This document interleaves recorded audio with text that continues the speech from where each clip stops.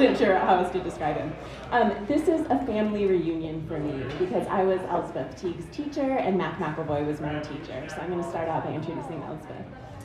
I met Elspeth Teague when I was applying to teach creative writing at Warren Wilson College in Asheville, North Carolina. Part of my campus visit involved having lunch with students, and it somehow, without anyone saying it, became very clear that Elspeth was the person I needed to impress. That the creative writing faculty took her opinion very seriously. That basically my job resided on the opinion of Elspeth, which luckily was fortunate. We got along instantly right away. I then had the pleasure of teaching Elspeth, and she was consistently the most committed person in the room, both serious and hilarious. Elspeth is the only person I know besides myself who has sobbed while reading David Foster Wallace's short story Octet because of the ways he's talking about the importance of storytelling. Connor might be the only other person who loves that story. There might be just the three of us.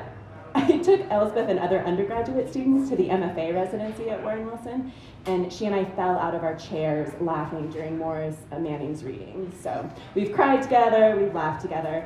Since being her teacher, I've gone birding with Elspeth. She drove me to Charlotte once to pick up our friends at the airport because my car was dead, and then we had Ethiopian food together. Hey, one time we had a beer with Dean Young in the sunshine back when we both lived in Texas. And now I have convinced her, with your help, that our MFA program is the place to be. Elspeth, I'm so excited to hear what you're up to these days. And I'm going to read an essay. It's slightly abridged, but I don't think you need any information. So, okay. A domestic war story. By early May 2011, I had lost myself so completely that when I was alone, I felt like I was trapped in a room with a stranger. When I was with other people, this stranger tried to talk. None of what she said made any sense, so most of the time I sat in silence. Where once I had been gregarious, a clown, I now felt choked. I couldn't shake the feeling because I couldn't shake the stranger. How do you mourn the death of yourself? No one knew that I had died, and I didn't know how to tell anyone. I had been going through a rough time, but nothing had happened that was too monumental. My father could have died from cancer, but he didn't. I lost my leadership position on my AmeriCorps crew, but I wasn't fired. I recently graduated from college, but no one wants to admit that that's a hard process, that even at 22, you are apparently incapable of surviving on your own. So you just pretend that it doesn't bother you and try to hide the mistakes that you make until they all unravel into a spectacular mess. On the evening of May 22nd, 2011, a multiple vortex tornado touched down near Joplin, Missouri, and tore through the state for 22 miles. At its greatest strength in the heart of Joplin, the tornado was rated as an EF5 and was almost a mile wide. 161 people died and 1,150 people were injured. 7,000 houses were destroyed with hundreds of others damaged. So many thousands of cars and buses were thrown into the air that they formed windrows across the city. Semis wrapped around debarked tree trunks. The 9-story hospital was blown off of its foundation. Department stores were not only decimated, but their steel trusses were rolled up like paper. 300-pound parking stops reinforced with rebar tore away from parking lots and were flung 60 yards, as were 100-pound man covers. Engineers estimate that winds must have exceeded 200 miles an hour. Does this mean anything to you? Listing these facts terrifies me, and yet I know I'm losing my audience. Everyone wants to jump in with their own story, but by what they try to tie it to, a dark sky, a downed tree, it's dead clear that they don't understand. There's nothing to compare Joplin to. No familiar photograph or collective experience to point to. No way to say, that's what it was like, and feel understood. But I'll try one more time. Houses were leveled to the ground as far as we could see. The only things still standing were twisted tree trunks stripped of their bark. The ground was covered in splintered wood, shredded fiberglass, and fragments of people's lives. A scattered playing card, toys, ripped clothing, photographs. The air was filled with the stench of rotting trash, thousands of destroyed refrigerators and freezers filled with rancid meat and curdled milk, as well as decaying family pets. On the further edges of the damage, where some structures still stood, search parties had spray painted the number of dead and missing on each house. A little further out, store signs were tattered and missing letters. They made the buildings look like they were part of a fallout zone. Store signs were abandoned and silent. And then one more block out, everything was normal. Traffic streamed by, business went on as usual. After working day after day in the center of the destruction, that was the unnerving part. We worked 16 hours a day, 6 days a week, with only 5 hours of sleep at night. We got fiberglass in our pants without a way to wash our clothing. Some of my coworkers tried to get the fiberglass out of their skin by covering their arms and legs with duct tape, and then ripping it off like strips of wax. I got welts on my thighs that made every step feel like driving my legs into 1,000 tiny swords. I cried in the shower. Sometimes it was fun, especially at first, making friends with members of other corps, laughing at our inside jokes, being on an adventure. But the lack of sleep and detail after detail after detail added up. Patients sucked out of the windows of the hospital, looters in Walmart walking over trapped people while they screamed for help, that the largest chunks of victims they found after the tornado were the size of a fist. The day that we drove back to the church where we were staying to find the parking lot packed for a 2-year-old's funeral. Most of my co-workers handled it better than I did. Even though the idea of going to Joplin to get material sickened me, I still wanted to see Joplin through the eyes of an artist. Dwell on images, absorb details and nuances, forget nothing, never let myself escape from the misery to cope. Coping is what people do who don't want to fully experience their lives. I thought I was tough. I thought my limits didn't matter and that I could test them without permanent damage. I didn't know what trauma was. During the Joplin tornado, I was in New Mexico spraying blue-tinted herbicide on invasive spores. I went out for hours at a time, walking in straight lines, staring at the ground, spraying wisps of herbicide on plants the size of clover. After work, I hiked along trails leading around an extinct volcano. I met my first mule deer. Every time they saw me, they acted like it was the first time they'd ever seen a human. Their eyes were shocked and confused, but they never ran away.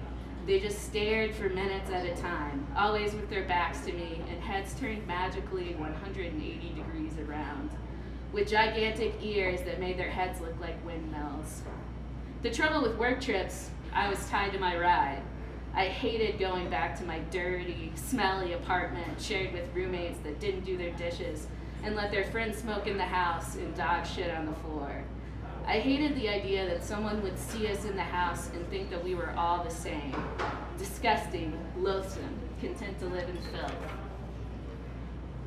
When there was a Joplin whisper that we might be sending in a disaster relief crew, I saw my chance to get out of town.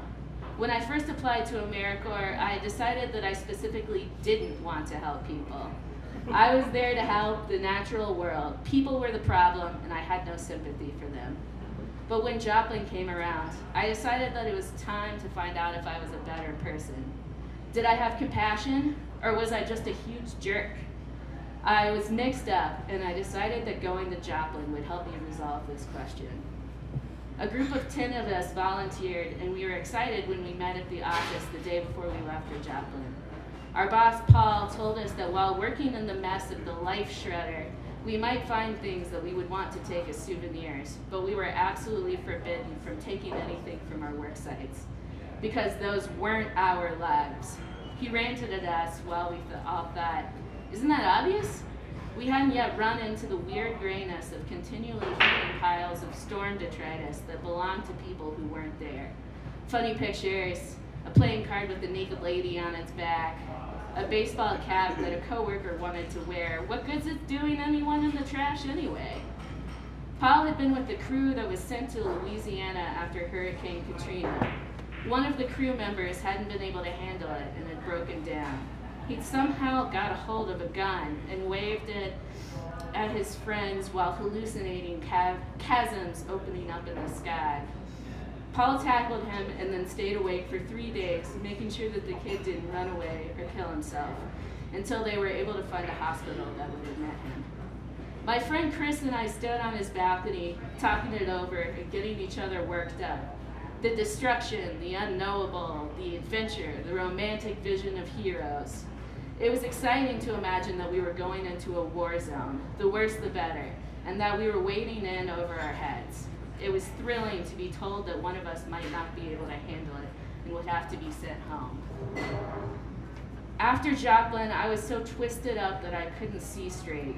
I dreamed of tornadoes every night, nightmares where I was alone on a mountaintop, and as the tornadoes moved towards me, I searched for something to grab onto. But there were no anchors and nowhere to hide. As everything was stripped around me, there was nothing to hold but my terror.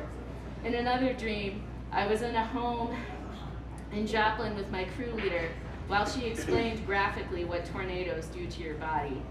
In the dream, when the atmospheric pressure drops, your bowels explode and your body turns inside out. While I was in Joplin, I signed up for a 3-week work trip to the Guadalupe Mountains, starting in the middle of July. I had to put all of my trust in West Texas, that this place that I'd never been before would be beautiful and remote, enough to take my mind off tornadoes and loneliness. Watching a bird through binoculars feels like seeing into a secret world. By allowing you to watch it, the bird is giving you a gift. Conscious gratitude for this gift is what makes bird watching so restorative. Before going to the Guadalupe Mountains, I hadn't felt like I had a lot to be thankful for. And all of a sudden, these secret worlds were handed to me in full. West Texas in the summer of 2011 was a zoo. There were wildfires in nearby Lincoln National Forest in New Mexico, and the wildfire danger level was so high in the Guadalupe Mountains that the park had stopped granting backcountry permits in case they had to evacuate. All that fire funneled birds straight to me. The desert was alive with hummingbirds, woodpeckers, warblers, and buntings. Every day after work, I went for a long walk with my binoculars. There was a spot in the trail where a pair of painted buntings waited for me every day. Past that stood a tall dead tree trunk where acorn woodpeckers like to hang out, and then on up into the mountains. One evening, I watched 3 acorn woodpeckers squawk and chase each other for over an hour. It was dusk when they flew out of sight. I slowly lowered my binoculars, and when I glanced off to the right, I saw a great horned owl sitting in a dead tree, only 15 feet away and staring straight at me. He hooted twice and flew away. It was the first time in a long while that I had had the urge to explore, trailblaze, pick a distant spot off in the mountains, and find a way to get there. In those days of calamity, the strict routine of work trips was comforting for me. Wake up at 6:30, eat breakfast, and get ready for work. We started the workday with physical training, stretching, push-ups, the plank, crunching, jumping jacks, before hiking out into the canyon to weed all day.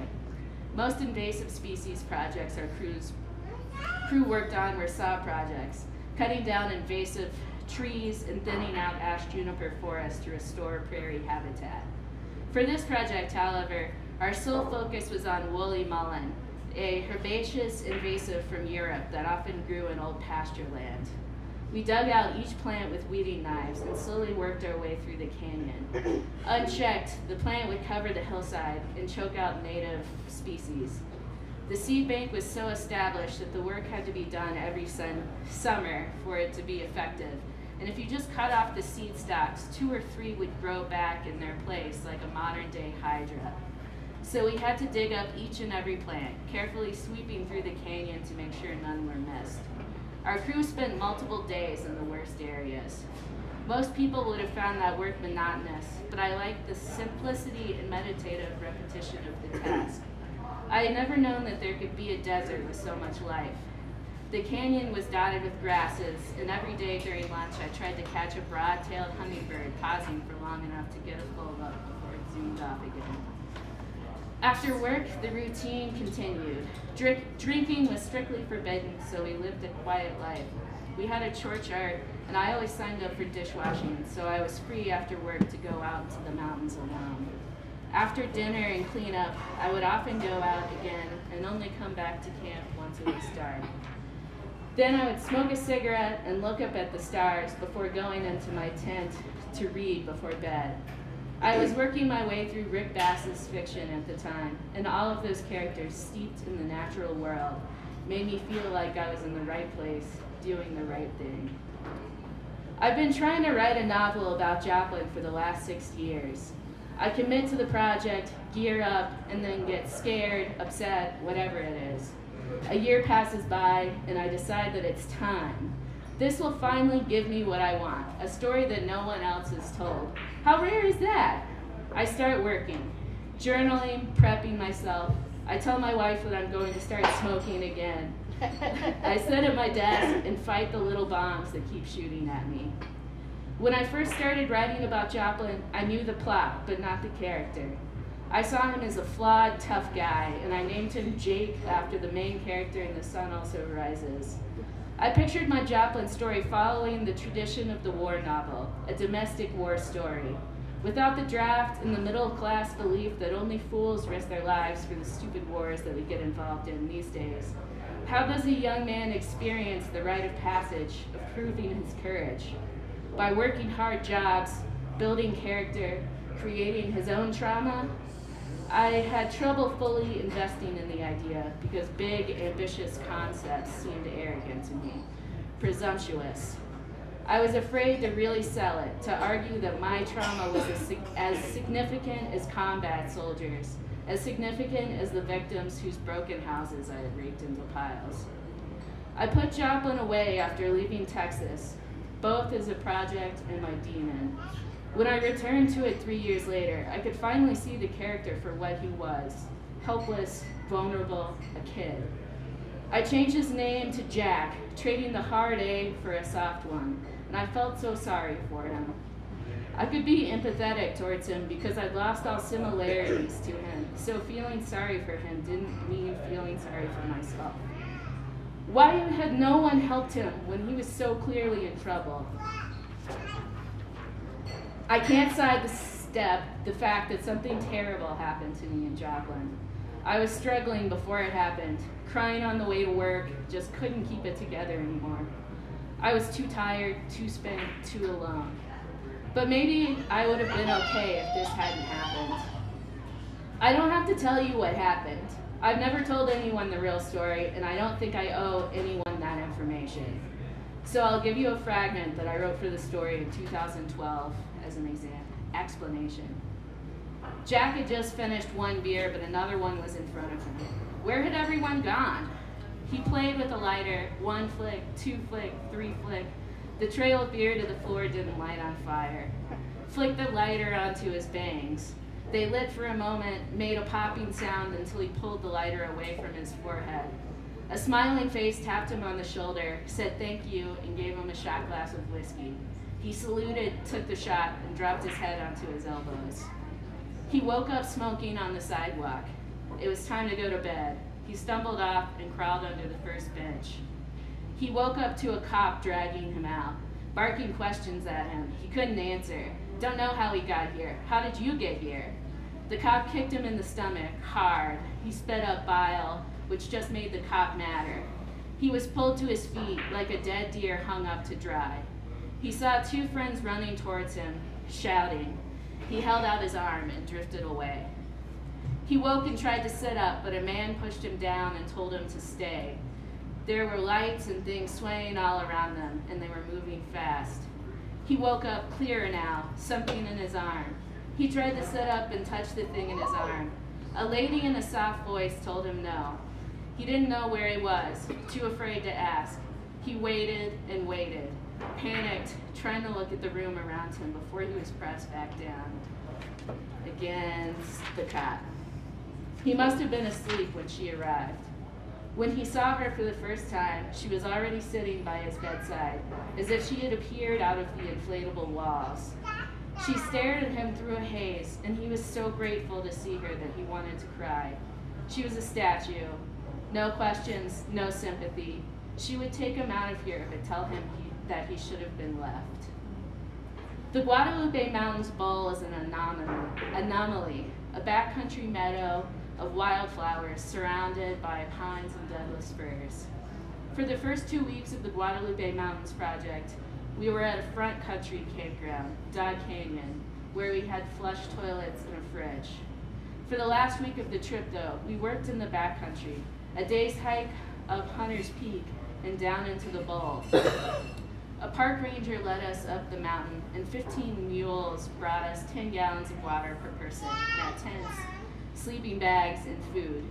With more moisture and cooler temperatures, the bowl has champion conifers and terrifically awful horseflies. I spent much of the week mixing water with toothpaste in my mouth and spreading it all over my forearms, face, and neck. Because of all those wildflowers, we were the only ones allowed up there. I spent most of the week following a pair of northern flickers who always flew up into a tree that was right by our makeshift toilet. I finally decided that they must have a nest in a tree cavity right above a thick branch that I couldn't see around. It took a lot of negative capability to let go of my search to find where they disappeared. At the end of every day, I sat in the middle of a field below our campsite and watched the dusk envelop our little valley. Every night, the world settled around me. Barn owls flew over the field, screeching to each other, and the bats flew as silhouettes across the sky at the moment darkness set in, but the bare light of navy held on. I sat in that field, and I left myself, stopped being, and became the field. Ears to hear the owls, eyes to see the bats, skin to feel the cold, but nothing else. I turned 23 on our last day in the backcountry. After work, I asked to use one of my coworkers' hammocks. I watched the sky and rocked slowly back and forth, drifting. I tried to float into the sky, but the last year fought to muddy my thoughts. I felt raw. I rolled out of the hammock, picked up my binoculars, and scanned the field below our campsite. Mule deer were grazing there. Through my binoculars, I made eye contact with one of the deer. I felt her look inside me, and I swear, her eyes were glossy with tears. She could see my pain, what I'd gone through, and she told me that it was okay. It was okay to hurt, to be damaged. I began to cry. I was in a group of people, but no one noticed.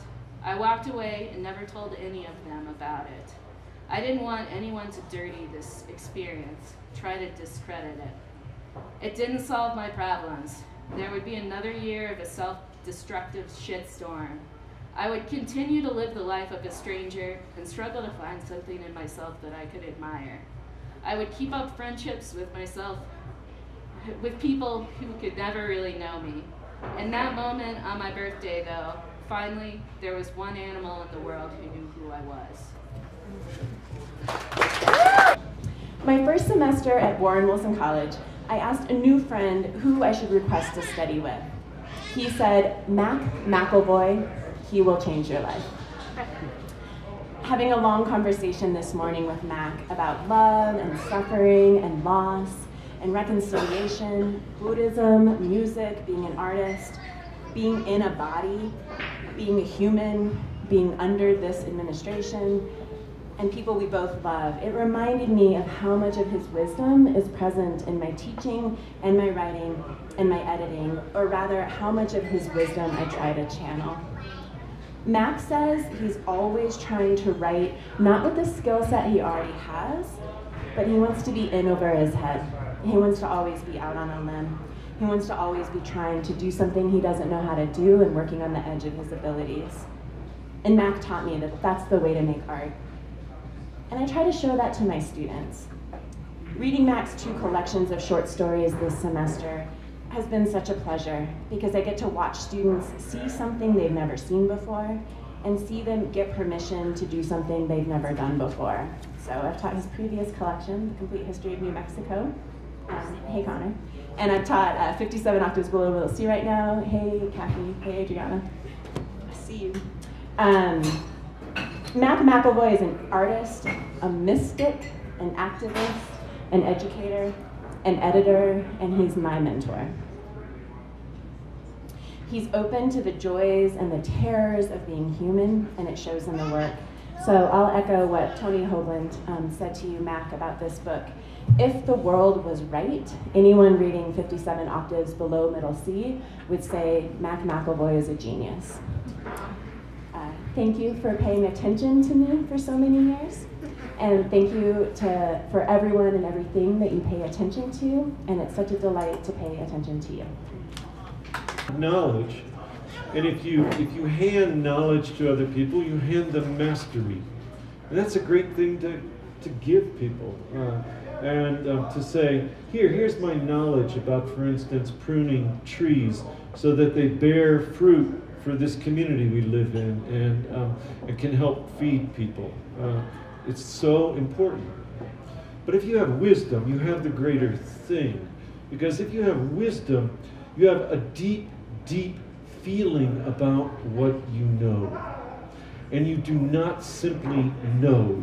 And when you carry to your own community, your own tribe, your own family, the people you love, the people who love you, wisdom, you give them mastery, and you give them a profound sense of mystery to go with it.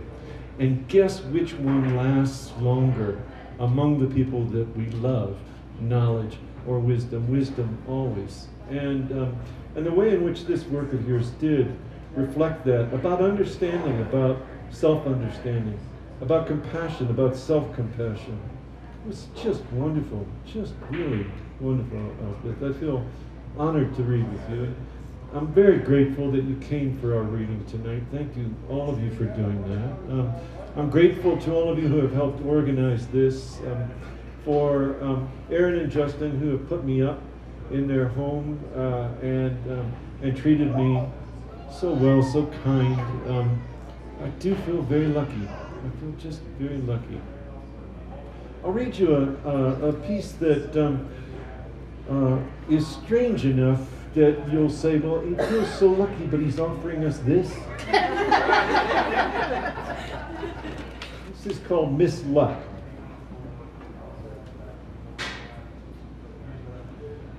I was howling when I left my house on August 1st, a Friday, 1 a.m., my children asleep, and haunted wife snoring, and went out into the warm, hard rain in only my boxers, to howl more, to circle my block and bow at every neighbor's yard and vomit. I was vomiting and weeping and wiping drool on my bare arms and biting into my hairy wrists and blowing myself and my day-old donuts out on Red and Rosita's yard and ornamenting the bushes of the kindest elderly lesbian couple we had known for 10 years, but whose names I never learned. Two lovely women, waitresses at El Patio Bar and Grill, whose sweet-smelling rose bushes helped me gag up more of what I needed to be rid of. Creamed beef, creamed baked potatoes, creamed cheese and macaroni, green pear, green hockers of ham fat, creamed running shoes, I think, or something looking like shoe tongue or shoestring. I whimpered my migraine's name, Miss Luck, and wiped creamed corn chips and blood for blood-sauced chachi salsa from my legs, and I gave thanks for the rain, washing my face and my feet, and the moon, not much of a moon to speak of, and yes, I have a name for the migraine suffering visiting me since I was 10, and seizures first made the brain shear that welcomed the lightning that invited in the blessed kindness named Miss Luck. Oh, Miss Luck, I said, welcome back. You look devastating. You look like every boy man's dream of a creepy woman parting his mind's curtains. You are the second best, worst creamed thing I can imagine. Oh, my migraine. Oh, my hell-kite crone. Oh, death's substitute teacher with no syllabus, no lasting respect for your students, but with death's school spirit, Her bifocals, bad gums, her pink and yellow chalk, cruel pop tests, and 2 absolute rules. Shut up. Shut up. I was trying to shut up my moaning when I got down on all fours dog-like and couldn't get up, and composted Mrs. Armendariz' irises with the carne adobada I had eaten on Wednesday. Mrs. A and her 2 sisters, having outlived their total of 7 husbands, lived to tell what gross medical invasions each herself and her sisters had survived, and lived to love each other better, they said, without saying better than what. Or maybe they said, then what? Even upright and on 2 legs, I had never listened. And they potted. They potted cherry tomatoes and strawberry eggplants and rose peppers. Their windowsills and walks were lined with the potted, and in their front and backyard were irises, all kinds. No lawns, no hedges, no fences, no mowers, no men. I swayed over the green iris spears and the open, soft blue iris blooms, and drops of golden iris dust dripped from the nest of hair on my belly. A migraine dog, an alley mutt. I moaned in wondrous pain, the suffering that surpasses all understanding, when misluck casts demons in, maketh the lame men lamer, and blinds again the healed blind. Mrs. A's lights went on. Her hunched, restless shadow and the 2 siblings of it spread that familiar stain of the incomprehensible across her kitchen wall. I growled, you bitches, and trotted on all fours into the dark alley behind me and looked up the length of it. I thought I saw the colors of young girls' painted lips on the puddles. I shook myself and shivered and wagged my butt to empty water from my sloshy boxers. I pawed one of the lovely broths of vomit. Something floating there, a floating, masticated, acrid, half-creamed, uncanned meal. Buoyant. I sniffed. I lapped up some, upchucked and lapped, gorged, gagged. Against one alley cinder block wall, I sniffed him, it, sensed how him, man, it, he was. Saw. A man, dog, man. Never had I seen one. Not one in so many raining migraine nights of roaming. Dog. Man. He nodded his wide jaw at me, his mouth closed, back lowered. Bigger than me. He lumbered out of the wall's shadow. Wide, white-haired shoulders, BVDs, wash machine pink, ears weedy with white gray hairs. His mouth and nose leaked. I'm glad I don't have that, I said. Human, I would have said something else. Human, I would have said, are you okay? I would have asked, migraine? He said, have you? And splashed into the alley toward me and brushed himself against me. The bottom end strings will be brushed that way on a guitar. And he brushed again against me for the sake of the truth of it. And with his bare flank against my flank, right haunch against my left, he pushed his gray snout at mine and said, have you seen the pack? The pack. The pack. Rain streamed from his balding head, flooded the loose flesh under his eyes, old teen child man face. His pale jowls shed rainy sheets of mucus from his pitted nose and mouth. 70, I guessed. The pack? I asked. 4 more, he said. His slack neck and old man's purple dugs swayed, dripped rainwater over a puddle on which wind smoothed the picture of him dog, him man, and swicked it off again. My eyes can't tolerate, he whispered. showed me collapsing pink branches across blasted eyes big as pince-nez lenses. Light. Light, he repeated, his legs and bare front feet anointed with drainage. Be straight with me, I said, in order to undog him. Like any man in enough good pain, he wouldn't undog. He healed, said, I'd lost, glanced up the alley, them, and rang his head and closed his lids and groaned. I thought, where does he think we are? What does he think I am? But I could already answer. I groaned with him, shut my own awnings, listened to rain hiss over us, swallowed a reflux scone of phlegm, and said, I am so grateful, Miss Luck, for this nightmare and for the heat flashing inside the slipstream of my skin, where I hope I am mistaken, Miss Luck. I hope I am. This old hound or man seems to have licked my face. Clean, he said, and licked. Not a rude tongue, not unknowing or insincere. There, he said, rain churning through the jagged seams of his naked skull. There, they are. They are? They are. They were. There. 4 more men, loping forward on all fours.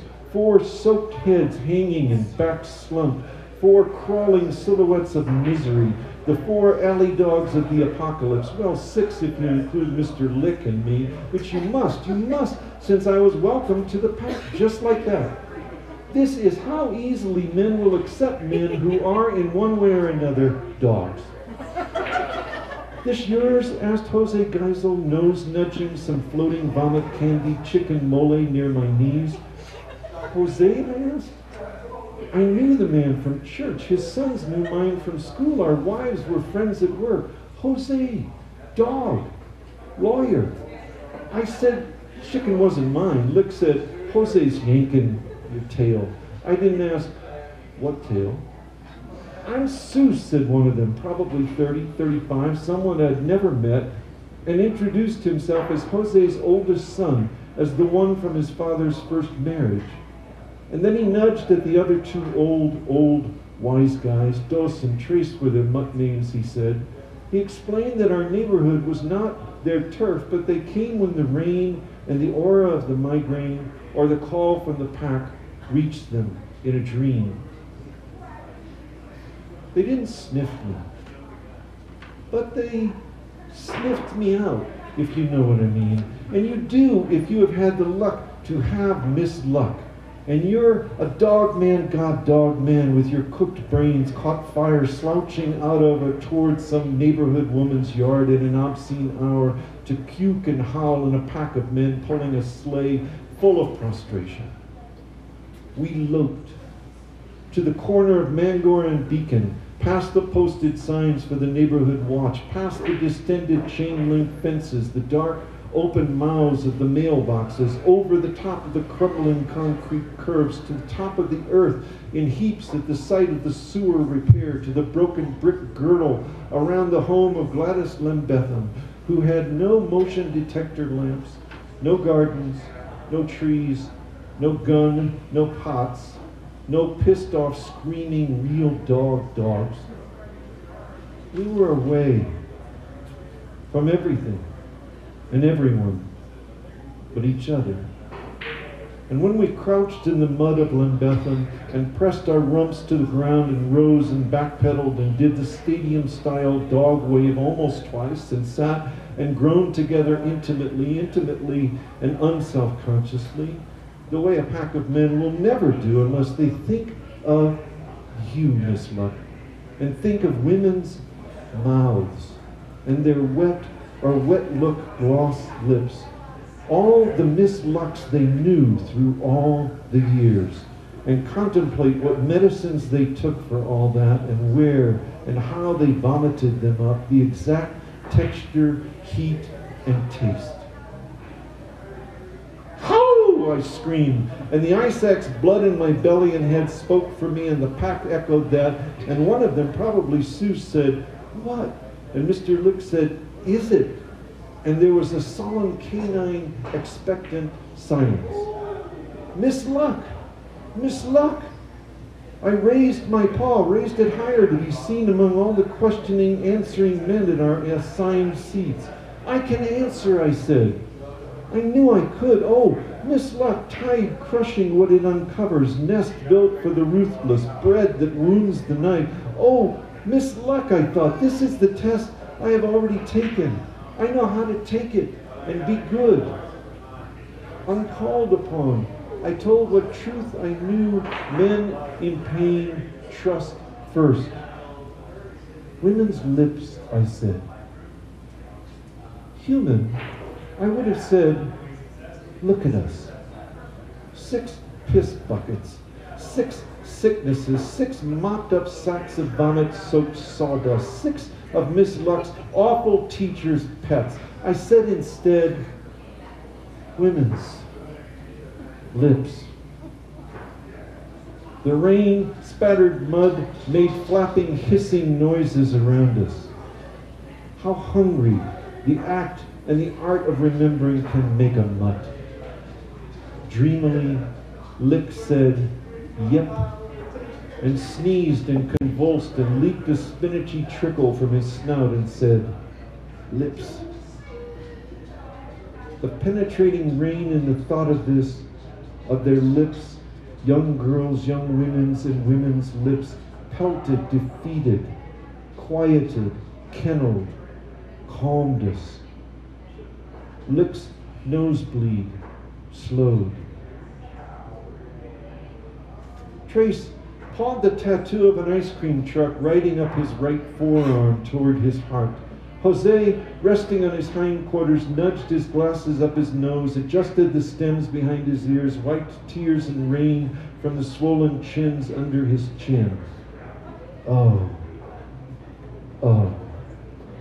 And women's toes, he said, stricken. Hard, said Lick, to love. And barked out wet splinters of Bermuda grass and said, their toes. Even when they paint them, said Dos or Tress, their heads tilted toward Lick. They don't know what to do with them, do they? Asked Seuss. I imagined our wives sliding their feet out of the bed sheets and into slippers. Goodness, I said, they must know by now we're missing. They're missing us, reporting us lost. Not mine, said Dos. Don't know, said Trace and Seuss. And Jose said, not, and mine, said Lick. We lifted our ashen chests, lifted our heads, lifted our snouts toward our silent houses. It was as if we could see clocks and watchers, hear dreamers hissing and falling. In the air was the taste of birds gutted by lightning, of stripped wires sparking. Are there, I asked, other packs? Asked Lick. The whole pack barked madly and bit at my elbows and back and hips to warn me, dangerous. Okay, I said. All right then. Picturing legions of wandering dog men returning to their homes. We rested and talked. With our dull, nicked machetes of talk, we chopped brush and underbrush of hypothalamus away. We learned we had the same worms in our eyes and mouths and hearts as in our bowels and brains. Some of the same heated pus in our ears as in our teeth. Same dog shame and dog will wagging the dog, wanting a piece of truth to fetch and chew and bring back to the you inside him, Miss Luck. We dwelt upon you in our conversation. We growled about your toes and your dry, wrinkled heels and your mouths and lips for hours and hours until we saw lights come on in the dark houses around us.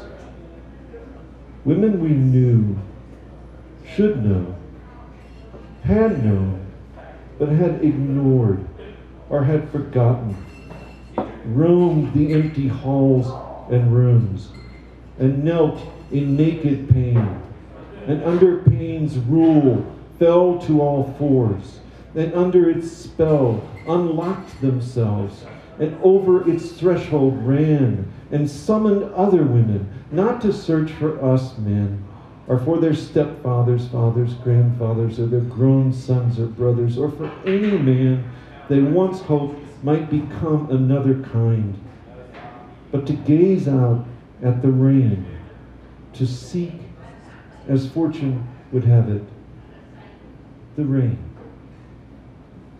Thanks, everyone.